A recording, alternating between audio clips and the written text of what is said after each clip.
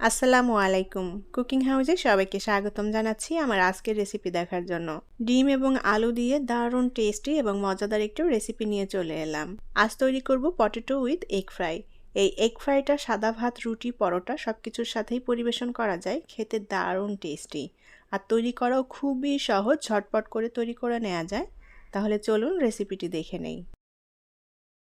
আমি এখানে মিডিয়াম সাইজের 4টা আলু এবং 4টা ডিম খুব ভালোভাবে সেদ্ধ করে ডিম এবং আলুর খোসা ছাড়িয়ে নিয়েছি। পরিমাণে কেউ কম বেশি করে তৈরি করতে চাইলে ডিম এবং আলুর পরিমাণ সেভাবেই নিয়ে নিতে হবে, অথবা এখানে শুধুমাত্র ডিম দিয়েও এই এগ ফ্রাইটা করে নেওয়া যাবে, এখানে আলুটা না দিলেও হয়। আমি ডিম এবং আলু এভাবে ছোট টুকরো করে কেটে নিয়েছি। প্যানে পরিমাণ মতো তেল দিয়ে দেব। এখন এই তেলের মধ্যে দিয়ে দেব টুকরো করে রাখা আলু। আমি প্রথমে আলুগুলোকে একটু ভেজে নেব।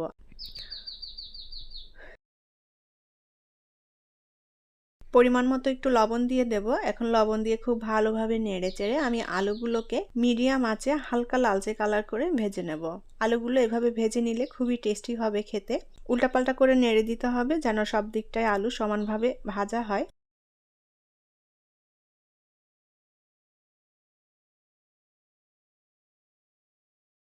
আলুগুলো এখানে কাঁচাটাও ভেজে নেওয়া যায়, তবে সেদ্ধ করে নিলে আলুগুলো খুব ভালো মতো নরম হয়ে যায়, যার কারণে আমি আগে থেকে একটু সেদ্ধ করে নিয়েছি। যাক, আলুগুলো আমি হালকা লালচে কালার করে ভেজে নিয়েছি, এখন তেল থেকে তুলে নেব। আলুগুলো তুলে নিয়েছি, এখন ওই তেলের মধ্যেই দিয়ে দেব পেঁয়াজ কুচি। আমি এখানে 1.5 কাপের মতো পেঁয়াজ কুচি নিয়েছি। পেঁয়াজ কুচিটা এখানে একটু বেশিই লাগবে, সেই আন্দাজেই পেঁয়াজটা দিয়েছি। পেঁয়াজটাকে এখন হালকা লালচে কালার করে ভেজে নেব।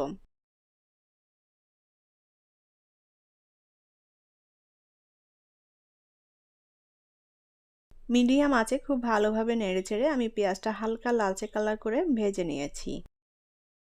এখন এর মধ্যে দিয়ে দেব 2 চা চামচ পরিমাণ আদা রসুন বাটা। আদা রসুন বাটা দিয়ে আবারও ভালোভাবে পেঁয়াজের সাথে নেড়েচেড়ে ভেজে নেব, যাতে আদা রসুনের কাঁচা গন্ধটা চলে যায়।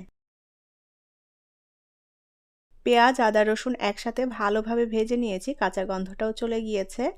এখন এর মধ্যে গুঁড়া মশলা দিয়ে দেব। আমি গুঁড়া মশলার মধ্যে এখানে নিয়েছি হাফ চা চামচ পরিমাণ ধনিয়া গুঁড়া, হাফ চা চামচ পরিমাণ জিরা গুঁড়া, হাফ চা চামচ হলুদ গুঁড়া, স্বাদ মতো লবণ, হাফ চা চামচ শুকনা মরিচের গুঁড়া, সামান্য গরম মশলা, আর নিয়েছি শাহি জিরা এবং মৌরি গুঁড়া, আর নিয়েছি গোলমরিচ গুঁড়া। এখন এই গুঁড়া মশলাটা আমি দিয়ে দেব। গুঁড়া মশলা দিয়ে খুব ভালোভাবে নেড়েচেড়ে পেঁয়াজের সাথে মিলিয়ে নিতে হবে। চুলার আঁচটা এই পর্যায়ে অল্প রাখতে হবে। অল্প আঁচে ভালোভাবে নেড়েচেড়ে মশলাটা একটু ভেজে নেব।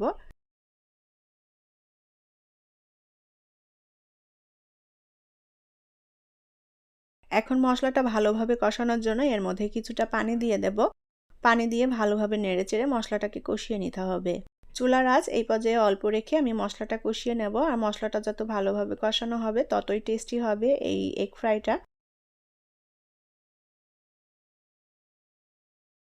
তো আমি পরিমাণ মতো পানি দিয়ে দিলাম। পানি দিয়ে মশলাটাকে ভালোভাবে কষিয়ে নিতে হবে। অল্প আঁচে খুব ভালোভাবে নেড়েচেড়ে আমি মশলাটাকে কষিয়ে নিয়েছি। মশলার উপরে তেলটাও ভেসে উঠেছে।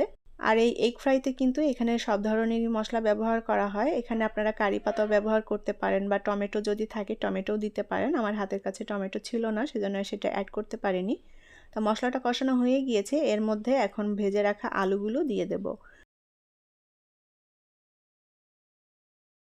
আলুটা দিয়ে মশলার সাথে ভালোভাবে নেড়েচেড়ে মিলিয়ে নিতে হবে।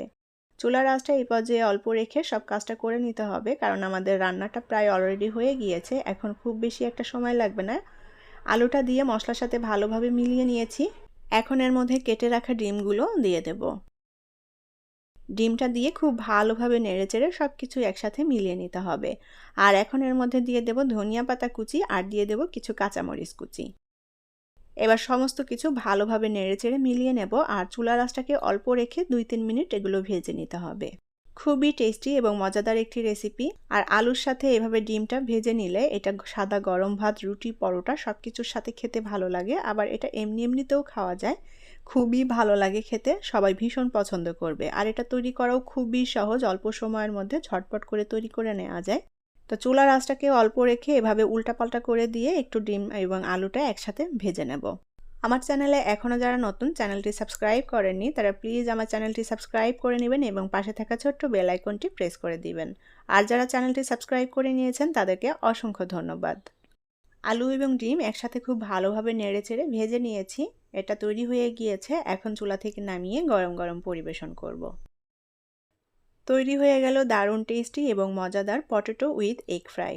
সাদা ভাত, রুটি, পরোটা সব কিছুর সাথেই পরিবেশন করা যাবে। খেতে দারুণ লাগবে আর সবাই ভীষণ পছন্দ করবে এটি। আর আমার আজকের রেসিপি যদি আপনাদের কাছে ভালো লেগে থাকে তাহলে প্লিজ ভিডিওটি শেয়ার করবেন। পরবর্তী রেসিপি দেখার আমন্ত্রণ জানিয়ে বিদায় নিচ্ছি। ভালো থাকবেন সবাই। আল্লাহ হাফেজ।